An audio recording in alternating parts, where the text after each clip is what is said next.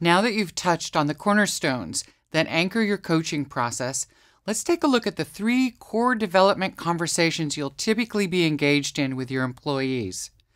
The first is awareness.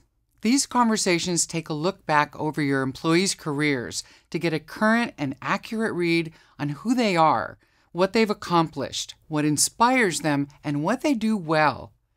In turn, the information you gather can be used to guide their goals and future actions. Although you'll be moving in and out of awareness conversations throughout your coaching process, this is typically where you'll begin. Here's an example from Eric and Michelle.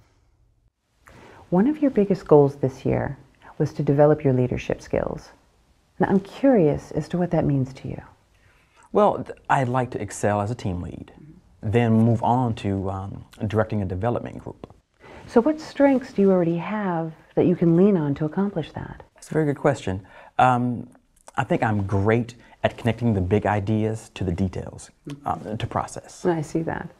So what trips you up? Where do you think you need to develop new skills and strengths? Well, collaboration and communication in general. Where this trips me up is when we're in meetings, and we're in group meetings, and we're brainstorming, and then we get stuck on like one idea. Does that happen to you? Do you get stuck? Yes. So are we talking about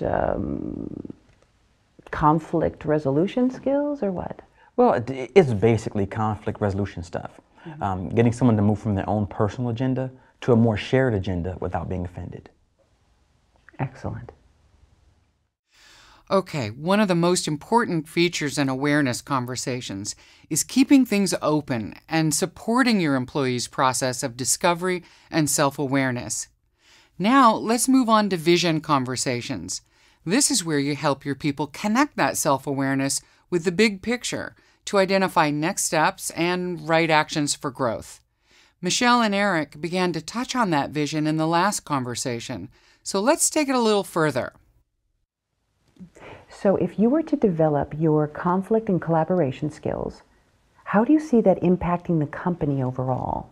Well, if I can really deepen my process and then demonstrate vision and workability amongst my team, I think that will help inform our standards of hiring. Wow, that sounds intriguing.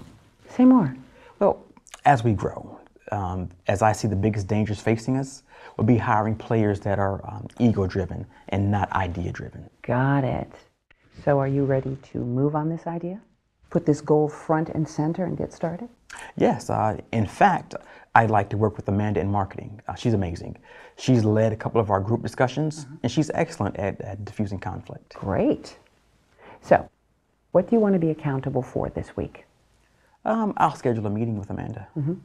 Great.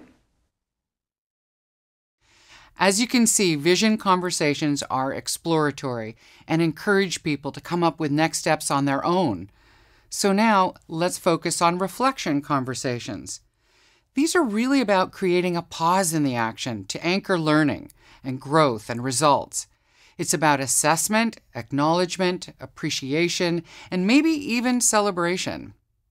So now let's fast forward a bit from the last conversation between Michelle and Eric to see how things unfolded. Eric, I've had such incredible feedback about your collaboration workshops with Amanda. Everyone's talking about you two teaching this on a quarterly basis. It was great, and I must say it's up there as a career highlight. Well, you've really done something here. And not just for yourself and your team, but also for Amanda and the organization as a whole. Now, before we lose this learning and jump into what's next, what made this possible? Well, I took notes the whole way. So rather than just riff them off, how about I take a day or so, complete the notes, and then get them to you by the end of the week?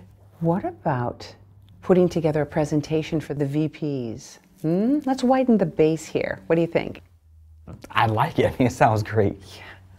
Oh, I'm sorry. I jumped right into what's next, didn't I? Oh, I'm sorry.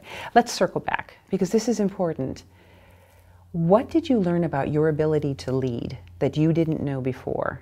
You know, honestly, it's about other people, including the ability to invite, inspire, appreciate, and a commitment to the big idea. And what about yourself? You know, really, I'm more confident. clear. I'm excited. I'd like to take the time to thank you for giving me free rein to completely own it. You're welcome. Good work. Thank you. Mm-hmm. So notice that Michelle defaulted to what's next and caught herself. You don't have to be superhuman to coach, just human.